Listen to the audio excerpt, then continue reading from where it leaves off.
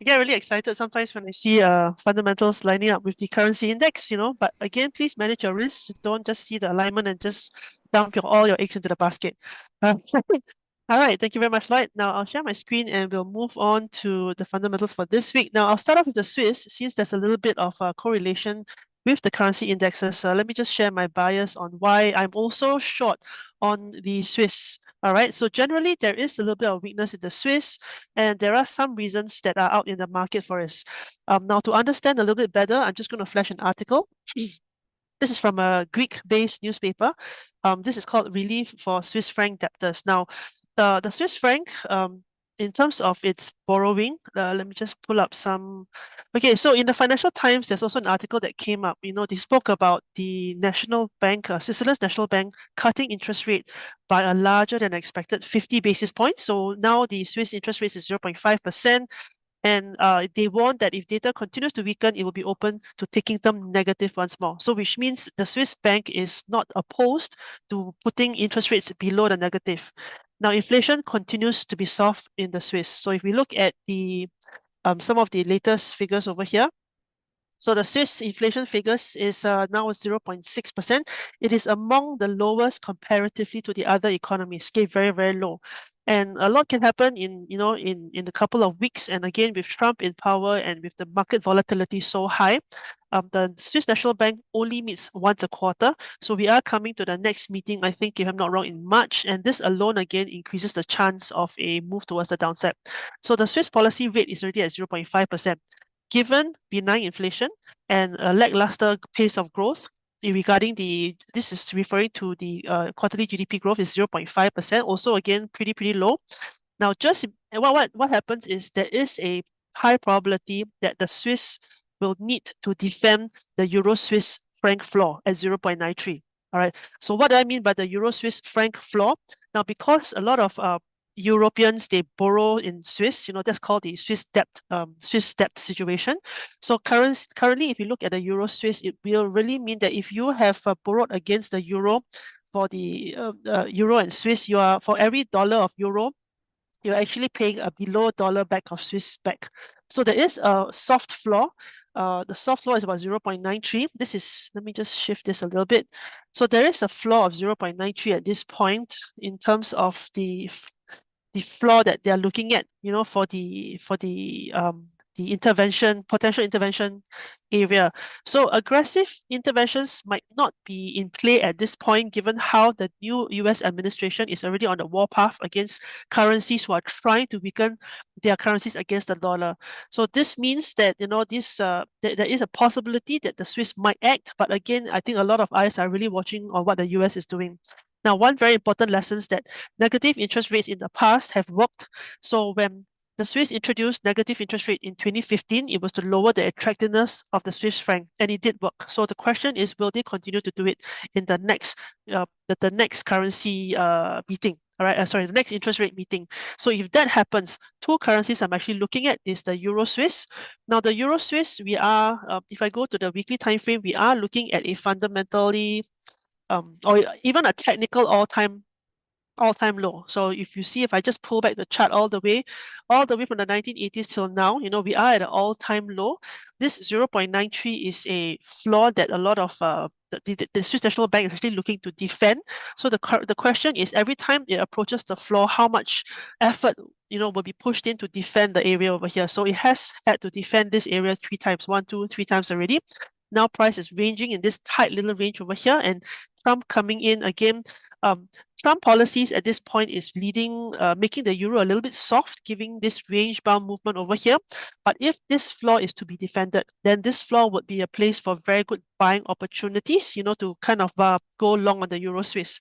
So when I shift over to risk-off currencies, the risk-off currencies that a lot of people are looking at is between the Swiss and the Japanese yen, two very popular risk-off currencies. So when I look at the Swiss and yen, if we again compare the inflation figures and the interest rate policies in both the economies, the probability of the Swiss weakening is a lot higher than the Japanese yen, especially when the Japanese yen, the Bank of Japan has just increased its interest rates again one more time. So in terms of the Japanese yen, They have increased their interest rates to 0.5%, and this is the trajectory they have been going on for the past, I think, 2 quarters already. So 0.5%. So when we look at Swiss yen, okay, this is a weekly time frame. Let's go into a daily time frame. Very, very similar to, I think, Lloyd's currency strength comparison. What I am looking for is a question of whether the news or the sentiment for the Swiss will kick in now or later. So if the sentiment kicks in a little bit faster, if the banks are a little bit quicker to react to the noise that's coming out from the Swiss franc debtors, then maybe we will have a probability of the Swiss yen breaking below the floor over here and then coming back to retest, and then that's where I would like to position myself downwards. However, there's also a probability where, because of the volatility in the US, high chance is price is going to range for a little bit, retrace to a higher point before it comes back to break it down. So either way, I'm short the Swiss yen. The question is, where do I enter? And for that, I would always use your technicals, use your technicals to find the entry, use your strategies to find the entry, and that is where Swiss yen comes in. Okay, another thing, last currency pair I'm going to look at is, let's over here. Okay, last two currency pairs I'll look at is the Aussie dollar and let me just pull this up a bit. Okay, so currency pairs I'm looking at is the Aussie dollar. Okay, the Aussie dollar as well as I think, okay, Aussie dollar, Swiss yen. I have a brain fart moment. Oh wait, I think that's all. Oh, sorry, dollar Sing. Okay, so Aussie dollar and dollar Sing. Now, Aussie dollar. Okay, Aussie is a little bit closely related to the China market, and due to the volatility in the tariffs, so US has placed a tariff on China, not really willing to negotiate at this point. China has retaliated by placing tariffs back on the US import exports import exports item trade, right? So there's literally a trade war going on right now. And what's going to happen is, if, for example, that Trump's trade war is going to kind of push to a decoupling on central bank rate cuts, which means because of his trade war, there's a wedge between the world's biggest central banks. So US, the Bank of England, the ECB, and Bank of Canada. So I think a lot of these banks have already cut their borrowing costs this year, and they have left the door open to further reductions amid concerns that the trade war with the US could affect growth. Because if you put tariffs on Canada or Mexico, or tariffs on China, growth in these countries would definitely be affected, and it's a matter of how fast the governments then shift their policies towards the next available country, right? So the reason why I'm slightly bullish on the Aussie is because I am waiting for China's response, which, they have already placed a 10% tariff on the US goods, right? So what that could possibly mean is, importers, exporters, they will probably try to figure out where is the next best country they could shift their import exports business to. So it's more of a corporate business move.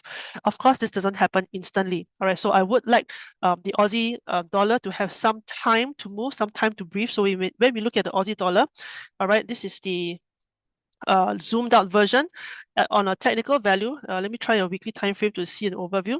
On a technical level, okay, we are reaching almost all-time lows for the last 20 years. The last time it dipped below this level was 22,003 and beyond.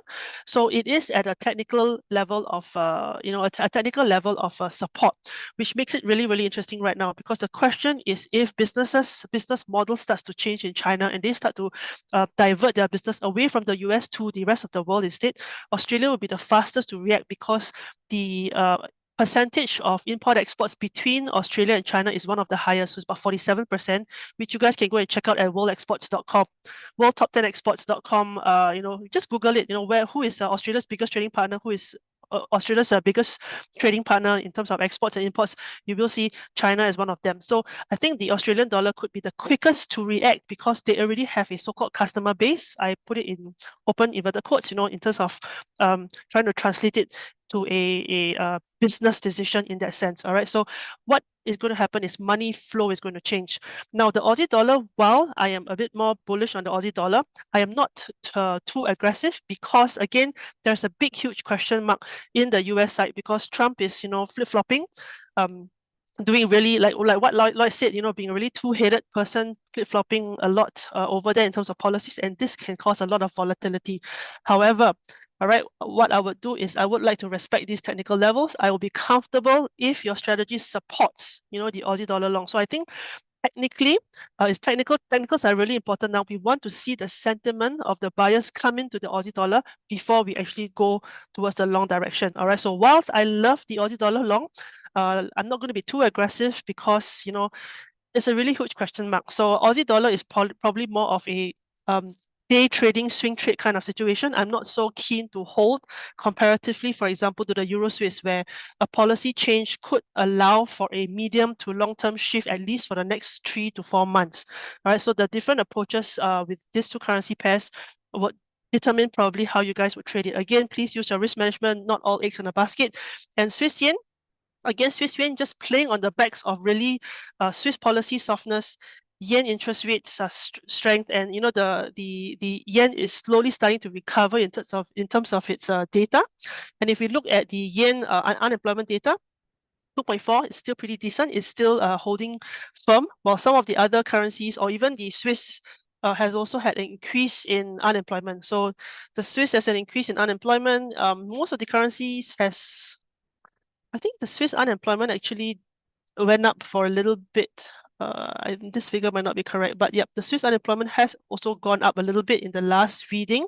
So really, it's really about trying to play the data off each other, and that's why these three currency pairs are on my watch list. And again, anything with the USD, pinch of salt, guys. You know, I think pinch of salt for anything that's paired with the USD. The rest of the currency pairs, it's a little bit easier because the reaction is not as speedy as, you know, what's happening with the US dollar currency base. All right, so thank you guys for joining this week. And if you guys are interested to find out more about fundamentals and technicals, you have Paul Hutton tonight at 9 p.m. If you guys have subscribed to it, and I'll be in at 8:30 p.m. if you guys have subscribed to it. With that, I'll see you guys when I see you guys, and cheers. Stay safe.